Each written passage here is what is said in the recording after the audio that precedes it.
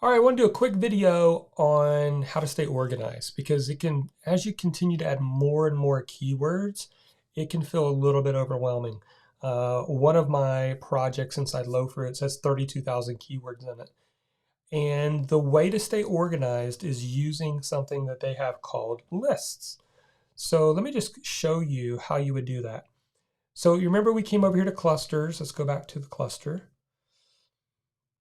And these are the different keyword clusters that I have right now.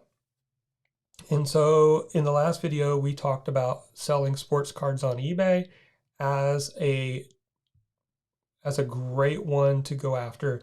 It's got some weak spots in it, and we can target all 10 of these on one blog post, one article. So how do I stay organized? Well, what I would encourage you to do is you can first of all just add them to a list one by clicking here, or you can bulk select everything and then add them to a list. I'm going to create a list, and I can either make this large for my whole site, or I can just create one for this keyword cluster. So let's say this keyword cluster is sell baseball cards on eBay. So I'm just going to call this cluster sell baseball cards on eBay.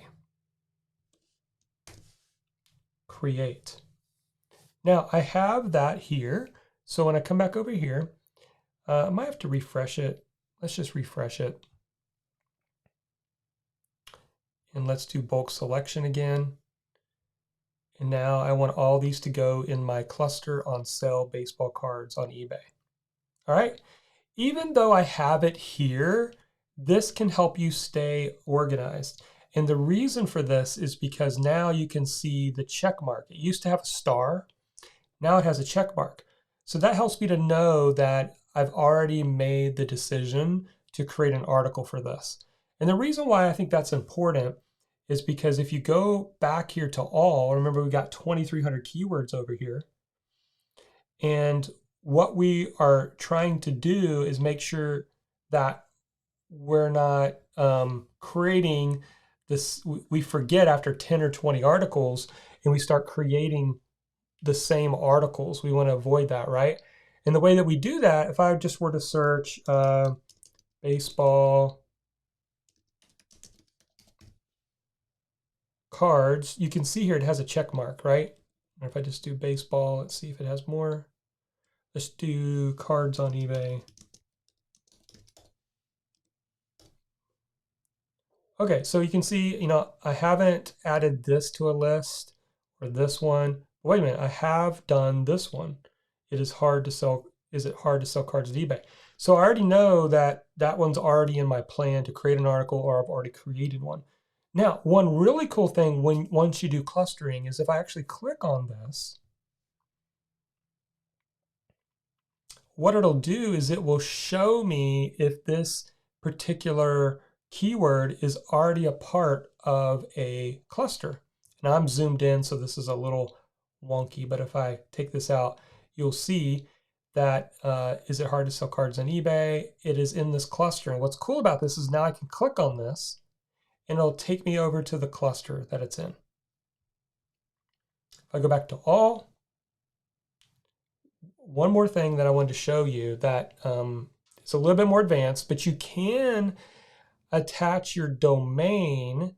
You tell it in the settings, your domains to highlight. Maybe it's here. It might be under reports section, but you put in your domain name and it will show you what you rank for. Let me just show you real quick. If I hop over to another report, go here into my BYP blog, and inside this one, you can see we've got 33,000 keywords. If I click on web and top 10, now it's showing me what keywords I already rank for, right? So if I look over here, let me just kind of reorganize this. You can see niche blog examples. If I hover over this, that is the blog post on my page that is ranking for niche blog examples. Problems say, why do people blogs ranking #1? Blog examples for beginners is ranking #1, and it's showing me. So that's what's also really cool if you put in your domain name, is it will also let you know which ones you're already ranking for as well. All right. So last thing that I want to show, let me go back to the report we were looking at, is there's a lot of things you could play with here. But one of the things that I was going to look at is, I think it's under other right here. So you can narrow down all your keywords into those that are just in a cluster, right? So now I've narrowed this down. I got 58 keywords, but I know these are all in a cluster. So if I look through this and I'm like, oh, selling books on eBay worth it. This has got 4 weak spots. Let's click on this.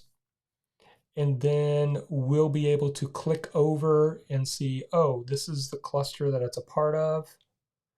And oh, there's 2 words. So both of these need to be in the same blog post. All right.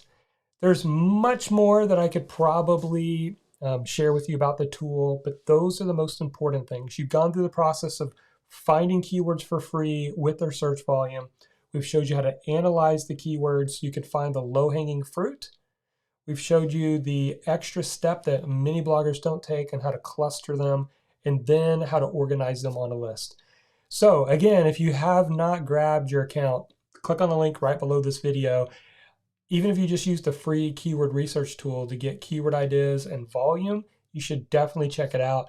But I would also encourage you to buy up some credits, find some low-hanging fruit, create that cluster, and test out a blog post with that cluster and add in all those keywords.